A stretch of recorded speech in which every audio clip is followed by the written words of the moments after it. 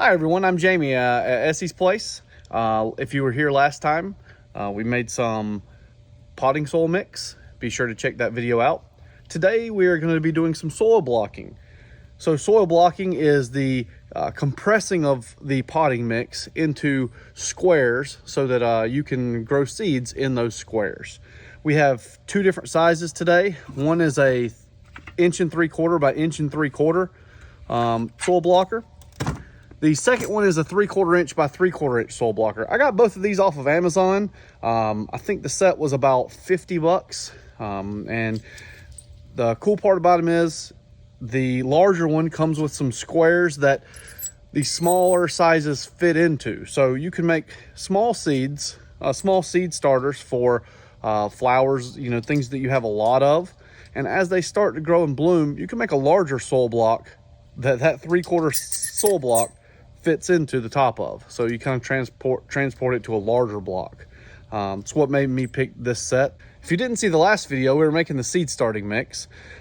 If you haven't, go ahead and check that out.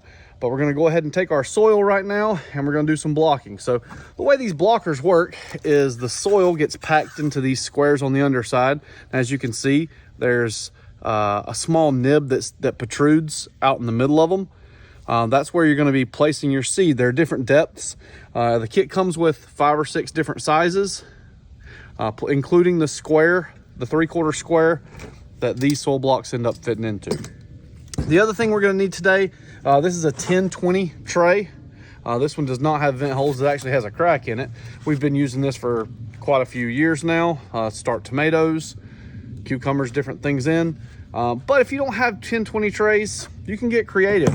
I found these. They're some barbecue foil drip pans. The Dollar General put these on sale after summertime, and I think I paid 10 cents for a pair of them. And so I just bought a giant stack of them. You can use those. You can go to the Dollar Tree and get a foil container with a plastic dome lid on it to help keep your seeds in like a little greenhouse. There's lots of options. Don't feel like you have to go out and spend a ton of money. You can be creative and do whatever will work for you. All right, so we're gonna go ahead and get started with a seed blocker. So ideally you can move this thing around and push it down hard enough. But for this video out here, we're outside instead of our little seed starting area. And so this plastic table is not gonna be too strong for me to really push down on. So what I'm gonna do for the sense of this video is just pack the soil into the bottoms of this blocker. And I'm just gonna pack it in there pretty good. It's nice and wet, moist, so it holds its shape pretty well. If you remember when you were a kid making mud pies, you had to get the right consistency if you wanted them to stay like pies and not melt on you. Kind of doing the same thing here. All right. So once we've got that kind of evening it up nice and square, we're going to bring it over to our tray. I'm going to place it in the corner of our tray. What I'm going to do is I'm going to push down with the handle, and that's going to squeeze and compress those blocks. And after I get it good and pressed down with the handle, I'm going to start to pull with my fingers to lift this soil blocker up. So we're going to get into the corner. I'm going to push down with a little bit of weight, and then I'm going to start using my hands to squeeze the soil blocks or the soil blocker up. All right. And what you're left with are nice little blocks.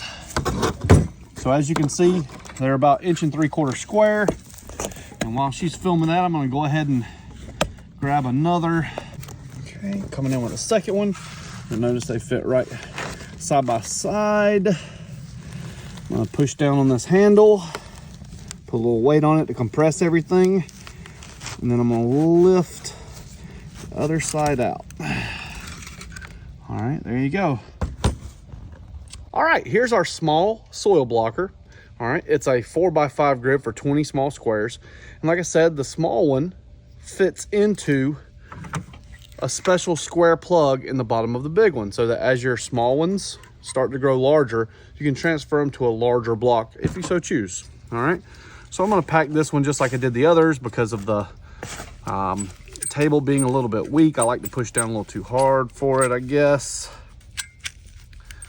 So we're just gonna pack this nice and full for you guys to see. All right. Okay. And then we'll get one of our Dollar Tree, I guess 5-cent a piece trays. All right. So we're gonna do the same thing. We're gonna place pressure down on the handle. And then after we get pressure down the handle, we're gonna lift up with the small pieces. So we're gonna push those in and then lift up. All right, there's my small soil blocks. You see they have little bitty tiny divots in the top of them for your seeds. A lot of flower seeds especially don't need to be covered up. They need light to germinate, such as snapdragons. They need light to germinate. So the idea is that you take the big one with the squares in it and get them packed nice and full. All right, and we're gonna come over here, show you what it looks like. I'm gonna put plenty of pressure down on it and lift it up with my fingers. All right, and so there you have it. You see you have small soil blocks with squares in them that are made to fit these size soil cubes.